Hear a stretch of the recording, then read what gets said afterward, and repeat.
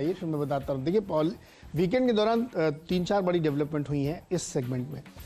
एक तो ये चर्चा चल रही कि जो स्क्रैपेज पॉलिसी की बड़ी दिनों से बातचीत हो रही है, उस पर काम आगे बढ़ा है, उसको अप्रूवल दिया गया है, हालांकि उसमें कोई इंसेंटिव्स नहीं दिए गए हैं। दूसरा वो हुआ है कि पुरानी जो गाड़ियाँ 15 साल पुरानी, उसमें ग्रीन टैक्स लगेगा। ग्रीन टैक्स का मतलब ये कि अगर आप उससे पुरानी गाड़ी चला रहे हैं तो आपको एडिशनल टैक्स देना पड़ेगा, यानी आपको डिस्करेज किया जा रहा है कि आप उसको बेचिए और नई गाड़ी खरीदिए। और तीसरी खबर ये है कि जो सेंट्रल पीएसयूज हैं, जिनको सीपीएसयू कहते हैं, आप केंद्र सरकार की जो सरकारी गाड़ियां होती दफ्तरों की, उनको चेंज करना पड़ेगा। सरकार ने ये फैसला किया है कि वो सब बदली जाएंगी। तो इन तीनों खबरों के चलते ऑटो सेगमेंट को फ़ायदा हो सकता है। तो मैंने इन स्टॉक्स को इसलिए लिया क्योंकि दो गाड़ियां आप देखते होंगे, एक सियाज जो मारुति की है वो सरकारी गाड़ी है, आप एम्बेसडर को उसने रिप्लेस किया है। तो जहां आप देखेंगे वो सियाज चलती है, और जो पुलिस वाले, गांव वाले, इस टाइप के जो डिपार्टमेंट्स हैं वो बोलेरो खरीदते हैं जो महिंद्रा की गाड़ी है। और तीसरी जो पीडब्ल्यूडी, सीपीडब्ल्यूडी के जो दफ्तर हैं वो अशोक लेलैंड के ट्रक खरीदते हैं। तो मैंने कहा अगर सरकारी स्तर पे ये फैसला सेंट्रल पीएसयूज कर रहे हैं तो यही तीन मुझे दिख रहे, जिसमें मुझे लगता है कि अगर ये सारी खबरें सही होती हैं, आगे फ्रक्टिफाई होती हैं, तो इनमें मूवमेंट देखने को मिल सकता है। तो इसलिए 3 स्टॉक्स खरीदारी के लिए चुने हैं। बिल्कुल ठीक है। और मैंने जब कहा था कि मेरे पास छोटे वाले, मतलब सारे ऑटो एंसिलरीज में हाईलाइट कर रहा हूं, अब हो मारुति को फायदा, हो एमएनएम को फायदा या अशोक लेलैंड को फायदा, मुझे लगता है auto ancillaries as a space attractive है। हाँ, इफ्स एंड बट्स हैं। लोग कह रहे हैं बहुत तगड़े इंसेंटिव्स नहीं है कि आपको डी इंसेंटिवाइज करा जाए और आप सीधे इस पे आ जाए। 8 साल पुरानी कमर्शियल व्हीकल्स पे जो रोड टैक्स के लिए आप जाएंगे तो 10 से 25% एक्स्ट्रा लगेगा। 15 साल वालियों के लिए भी सिमिलर होगा, ग्रीन टैक्स के तौर पे लगाया जाएगा। तो बहुत ज्यादा ऐसे डिसइंसेंटिवाइज करने के लिए शायद सरकार ने एवेन्यूज नहीं खोले, और ब्रोकरेजेस शायद इससे थोड़ी डिसअपॉइंटेड होंगी, पर ये दिल मांगे मोर, ये तो ठीक है। इससे पता चलता है कि सरकार का फोकस, थ्रस्ट क्या है। हम धीरे धीरे उस तरफ बढ़ रहे हैं, और मुझे लगता है ये स्पेस वापस एक्शन में रहेगी। ये वैसे ही स्पेस बहुत स्वीट स्पॉट पे थी, और अब ये सब डेवलपमेंट्स के चलते और तूल पकड़ती हुई नजर आएगी, जो तमाम डेवलपमेंट नीरज जी हाईलाइट कर रहे थे। तो ऑटो एंसिलरी स्पेस के सारे चुनिंदा पिक्स आपकी स्क्रीन पर आएंगे। एक्साइड इंडस्ट्री से शुरुआत कर रहा हूं, और शुरुआत इसके साथ इसलिए कर रहा हूं क्योंकि ये बेलवेदर है भारत की ऑटोमोटिव और इंडस्ट्रियल बैटरी मैन्युफैक्चरिंग इंडस्ट्री का। तो इससे बेहतरीन बेलवेदर आपको इस इंडस्ट्री का नजर नहीं आएगा। बहुत वेल पॉइज्ड है, जो booming original equipment manufacturers OEMs का बाजार है, या फिर रिप्लेसमेंट डिमांड वापस किक इन हो रही है, उसका दोनों तरफ से बेनिफिशियरी तगड़ी कंपनी है। और प्लस इसका जो इंश्योरेंस आर्म है वो वैल्यूएशंस को और कंफर्ट लेंट करता है। इसीलिए एक्साइड इंडस्ट्रीज के साथ शुरुआत, 204 तक के टारगेट्स के लिए अप्रोच करें इस कंपनी के साथ। जामना ऑटो इंडस्ट्रीज, आपको याद होगा कुछ समय पहले स्टॉक को हमने हाईलाइट करा था जब प्रमोटर्स लगातार खरीदारी कर रहे थे, और क्या तेजी पकड़ी है। ये कंपनी गजब की है। ये इस देश की नंबर 1 स्प्रिंग मैन्युफैक्चरर है। 70% मार्केट शेयर इस देश का इस इकलौती छोटी सी कंपनी के पास है। सेकेंड लार्जेस्ट प्लेयर है दुनिया में मल्टी लीफ स्प्रिंग्स जो होती हैं उसकी, इस कैटेगरी की कंपनी है। 9 स्ट्रेटेजिकली लोकेटेड प्लांट्स 7 राज्यों में, 2 अपकमिंग प्लांट्स और आने वाले, जिसमें एक शायद इंदौर में, दूसरा एक और आने वाला है।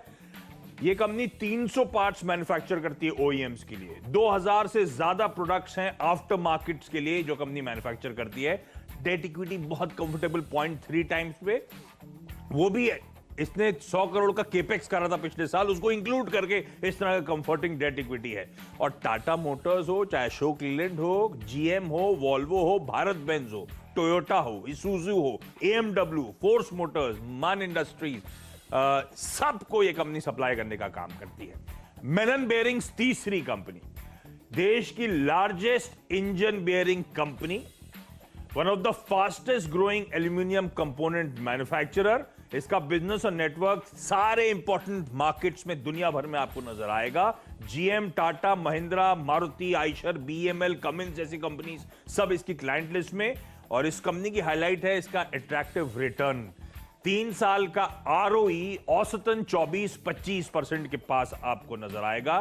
बट एक दिक्कत इस स्टॉक के साथ, ये 5% वाला है, टी ग्रुप वाला है। कुछ दिन इंतजार करना पड़ सकता है। इस वर्ड ऑफ कॉशन के साथ आपको ये स्टॉक बता रहा हूं। और भी ऑटो एंसिलरीज हैं, लेकिन निर्जन 3 बताए थे, इसलिए 3। अभी 5% कम नहीं होता। नहीं, अब वो क्या है, आज नहीं बिकेगा, तो इसीलिए मैंने वर्ड ऑफ कॉशन साथ में लगा दिया। ठीक है, तो ये ऑटो की कंपनी और ऑटो एंसिलरी डेफिनेटली सियाज बिके या बोलेरो, स्प्रिंग तो लगनी पड़ेगी। तो चलिए अब चौथा स्टॉक जो मेरी टीम का है वो है नवीन फ्लोरिन। रिजल्ट्स पे इसको लिया है मैंने। आप देखिए इनका जो रेवेन्यूज़ है उसमें करीब 17% की ग्रोथ देखने को मिली, 319 करोड़ पे आया है, और प्रॉफिट में 25% की ग्रोथ है, और वो भी 56 करोड़ के आसपास बढ़ के आया है। तो जितने भी केमिकल कंपनी के लगातार हम लोग आपको बता रहे हैं नतीजे अच्छे आ रहे हैं, तो इसके नतीजों के आधार पर मुझे लगता है, और इसके आप नतीजे 9 महीने के भी देखेंगे तब भी आपको बेटर यहाँ पे दिखेंगे। आरती ड्रग्स की भी सेम सिचुएशन, इसके भी रिजल्ट बहुत अच्छे हैं, और इनका 12% रेवेन्यू बढ़ा है, 530 करोड़ पे आया है, और एबिटा लेवल पे 57% की ग्रोथ है, मार्जिन 14 से बढ़ के 20% हो गया है, और प्रॉफिट 150% बढ़ा है। तो बहुत ही अच्छे नतीजे आए। 750 के टारगेट के साथ आरती ड्रग्स में भी खरीदारी कर सकते हैं। दो और ऑटो एंसिलरी कंपनी, क्योंकि मेरा मानना है जो डेवलपमेंट्स आए हैं वो पॉजिटिव है। आप जितना भी कंप्लेंट करना है करिए, लेकिन हाँ डेवलपमेंट्स पॉजिटिव हैं, और ये स्पेस के लिए एक अच्छा टेलविंड बनता है, और बजट से पहले होप्स जागेंगी। क्योंकि ध्यान रखें, जो हमारे मैन्युफैक्चरिंग जीडीपी होता है उसका सबसे तगड़ा कंट्रीब्यूशन जो आता है वो ऑटोमोबाइल और उससे एलाइड एक्टिविटीज से आता है। इतना इंपॉर्टेंट ये स्पेस है, इसलिए शायद फोकस भी है।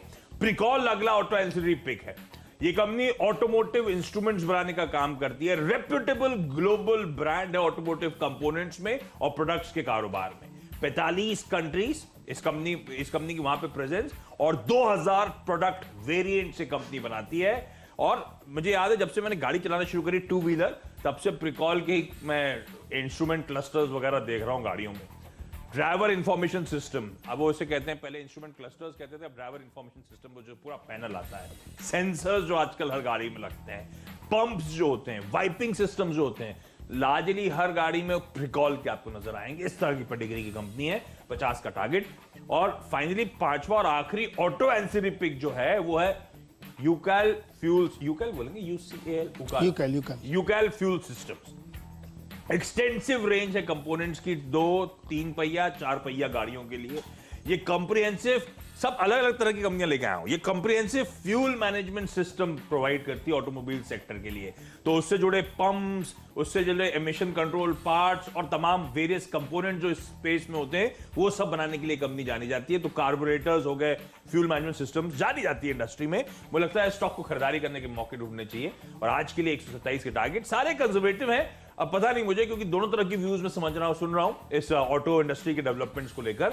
तो स्ट्रिक्ट स्टॉप लॉस के साथ फर्दर गेन्स ईक आउट हो रहे हो तो स्ट्रिक्ट स्टॉप लॉस लेके चलिएगा, क्योंकि नेट हमारा ऑब्जेक्टिव है कि अपने गेन्स आज ही लॉक कर लेने का है। तो ये 5 ऑटो एंसिलरी कंपनीज जो रडार पे रहेंगी। और अब वक्त है मिस्टर डिपेंडेबल जानने का। जी हाँ, मिस्टर डिपेंडेबल का जो मेरा स्टॉक है वो एफएल इंडिया। ये एक टेक्नोलॉजी प्लेटफॉर्म कंपनी है जो सोशल मीडिया पे ऐड जो चलते हैं, जो मोबाइल पे ऐड चलते हैं, उनके लिए काम करती है और उनके लिए टेक प्लेटफॉर्म बनाती है। तो इसको लिया आज इसलिए क्योंकि इन्होंने हाल ही 1-2 दिन पहले ही कुछ डील किया उन्होंने, जिसकी खबर आई वीकेंड के दौरान। एक डिस्कवर टेक लिमिटेड करके एक छोटी सी कंपनी है, उसको इन्होंने एक्वायर किया है।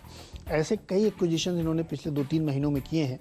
तो टेक्नोलॉजी कंपनियों के लिए छोटे छोटे जो प्लेटफॉर्म्स हैं उसको एक्सपेंड करने में ये बहुत मदद करते हैं, और एफएल ने लगातार ये कोशिश की है। और दुनिया में जितने भी मोबाइल एड्स बन रहे हैं या जो मोबाइल टेक प्लेटफॉर्म्स हैं, उसमें एफएल अब लीडिंग पोजीशन में पहुंचा है। मुझे लगता है ये एक्विजिशन इनके लिए फिर फायदे का है। 4000 का टारगेट लेके चलिए, इसीलिए इसको डिपेंडेबल की तरफ रखा है। ओके, अच्छा, डिपेंडेबल एक दिग्गज स्टॉक है जो कंफर्ट लगातार दे रहा है। नॉट नेसेसरली आज एंटर करें, वीकनेस नजर आए स्क्रीन पर तो मुझे लगता है स्टॉक को एक्यूमुलेट करना है। वो है L&T, Larsen and Toubro. L&T पहले भी हाईलाइट करा था, और पहले हाईलाइट करा था ये कहते हुए कि इसकी जो आर्म्स हैं, इसकी जो सब्सिडरीज हैं, सारी इन्फोटेक वाली, L&T infotech, L&T technology services, Mindtree, सबके गजब के नंबर्स आ रहे हैं। उनमें जो मोमेंटम आ रहा है वो एल&टी कंसोलिडेटेड एंटिटी में उतना ही कंफर्ट दे रहा है आपको सम ऑफ द पार्ट वैल्यूएशंस को लेकर। अब अच्छी बात कि एल&टी के नंबर्स भी मेरे ख्याल से कईयों के लिए फ्लैटिश होंगे और लार्जली सबके लिए पॉजिटिव होंगे। पहला पॉजिटिव है मार्जिन के फ्रंट पे, जो बाजार क्लोजली देखता है। मार्जिन जो है इसके 12% पे आए हैं, 11.4 से बढ़कर 60 बेसिस पॉइंट्स का इंप्रूवमेंट था। स्ट्रीट फैक्टर इन कर रही थी 20 बेसिस पॉइंट्स का कॉन्ट्रैक्शन यानी कि डिक्लाइन। 20 बेसिस पॉइंट्स आप डिक्लाइन फैक्टर इन कर रहे थे, 60 बेसिस पॉइंट मार्जिन इंप्रूव हो गया है। दूसरी और ज्यादा इंपॉर्टेंट बात, एल&टी को लेकर कंसर्न्स थे कि जो ऑर्डर फ्लोज आ रहे हैं वो छोटी कंपनीज के लिए पर्याप्त है। एल&टी के लिहाज से ऑर्डर फ्लोज इतने अच्छे नहीं नजर आ रहे। अब वो कंफर्ट आना शुरू हुआ है। इस बीते क्वार्टर में ऑर्डर इनफ्लो 73,233 करोड़, इस तरह की मतलब स्ट्रीट में जो भी एक्सपेक्टेशन थी उससे कहीं ज्यादा ऑर्डर इनफ्लोज एलएनटी के पास आए। अब फोकस एग्जीक्यूशन पे होगा आने वाली तिमाहियों में, लेकिन मुझे लगता है नंबर्स कंफर्टिंग है, नॉट नेसेसरली खुलते खरीदे, गिरावट आए तो एक्यूमुलेट करने वाला स्टॉक है, इसीलिए डिपेंडेबल का दर्जा दे रहा हूं। क्विकली छोटा सा ब्रेक के उस पर हम दोनों की टीम्स के फ्री हिट और पिंच